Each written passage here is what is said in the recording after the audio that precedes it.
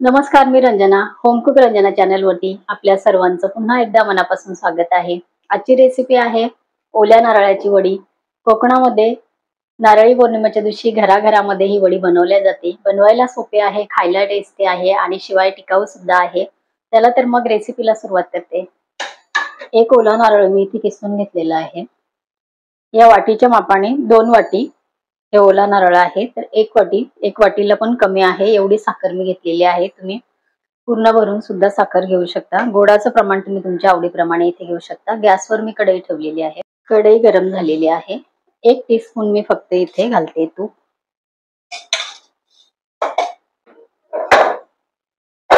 तूप वितळलं.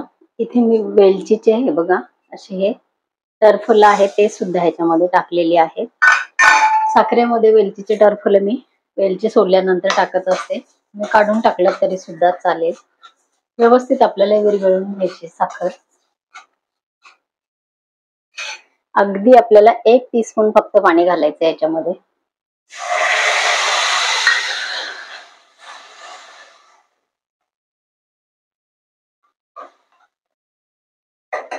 साखर आपल्याला व्यवस्थित विरघळून घ्यायची.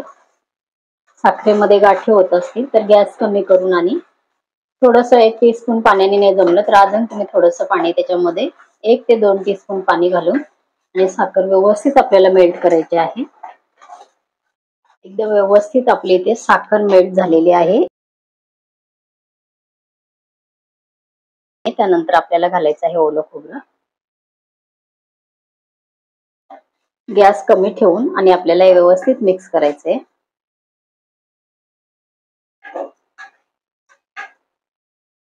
खाली लागलं नाही पाहिजे. कमी गॅसवरतीच आपल्याला हे खोबरं आणि साखर व्यवस्थित आपल्याला हे साखरेचा जो पाक झालेला आहे शिजून घ्यायचा आहे. अर्धा टीस्पून आपण इथे वेलची पूड घातलेली आहे. कमी गॅसवरतीच आपल्याला हे संपूर्ण छान आपल्याला हे मिक्स करायचं आहे. फुल गॅस करायचा नाही. एका छोट्या डिशला थोडंसं मी तूप लावलेलं आहे आणि ते सर्व बाजूने इथे पसरवून घेणार आहे ताटामध्ये. एकदम संपूर्ण मॉइश्चर यातलं कमी झालं त्यानंतर आपण इथे गॅस बंद करणार आहे. सध्या हे बघा थोडंसं मॉइश्चर आपल्याला इथे आहे कारण ओलं खोबरं आहे. साखरेमध्ये बऱ्यापैकी खोबऱ्याचं पाणी संपूर्ण गेलं की छान त्याचा गोळा तयार होतो आणि आपली वडी एकदम आतून खायला मऊ एकदम छान होते. कडक होत नाही आणि टेस्टी होते आणि बरेच दिवस टिकते कारण ओलं नारळ आहे. त्यामुळे ही प्रोसेस व्यवस्थित करायची आहे. एकदम फुल गॅसवरती करायची नाही आणि घाई सुद्धा करायची नाही. गोडाचं प्रमाण तुम्ही तुमच्या आवडीप्रमाणे घेऊ शकता.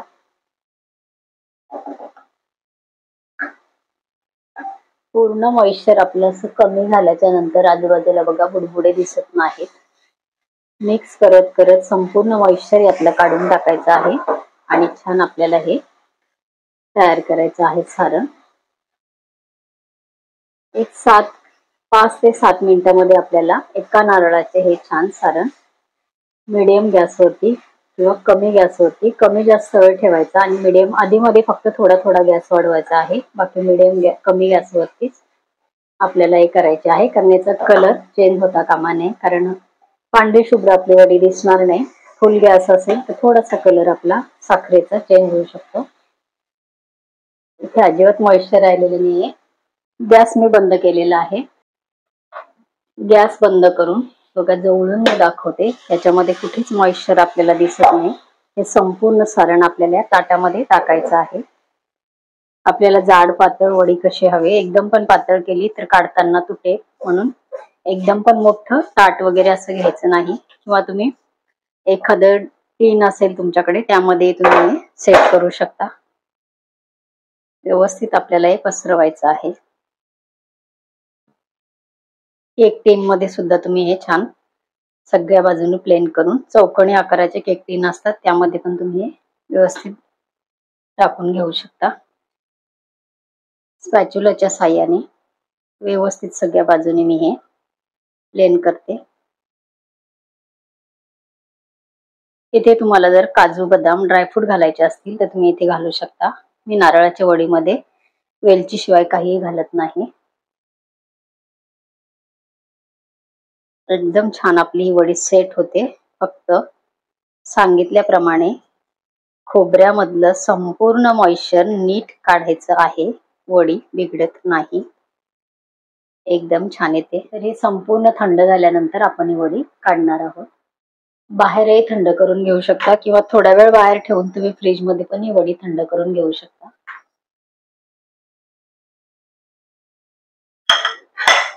एक तास आपण बाहेर ठेवल्यानंतर हे एकदम थंडगार इथे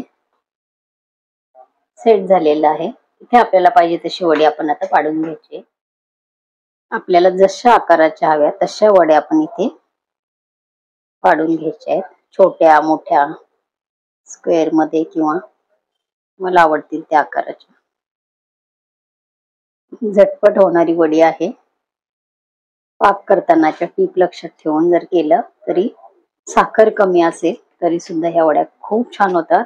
तुम्ही बघितलं मी साखरेचं प्रमाण भरपूर कमी ठेवलेलं आहे, तरी सुद्धा ह्या वड्या खूप छान होतात. छोट्या छोट्या वड्या मी या करते, एकदम मोठ्या साईज नाही.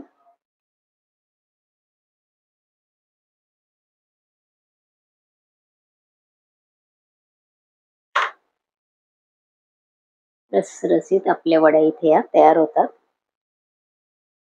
इथे आपल्या मस्त ओल्या खोबऱ्याच्या वड्या तयार झालेल्या आहेत. ह्या तुम्ही फ्रीज मध्ये ठेवल्यात तर अजून खूप छान सेट होतात. नक्की करून बघा. ओल्या नारळाच्या मस्त वड्या आपल्या इथे तयार झालेल्या आहे.